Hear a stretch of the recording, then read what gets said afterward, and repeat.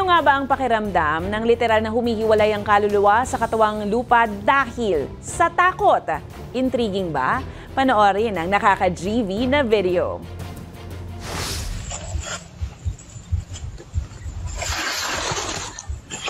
Pag-ignoran ako.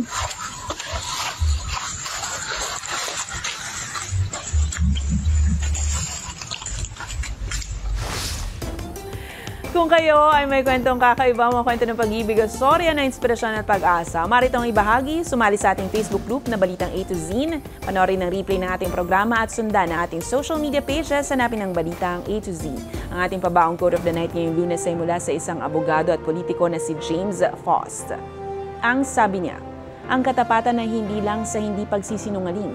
Ito ay ang pagsasabi, pagsasalita, pagsasabuhay, at pagmamahal sa katotohanan.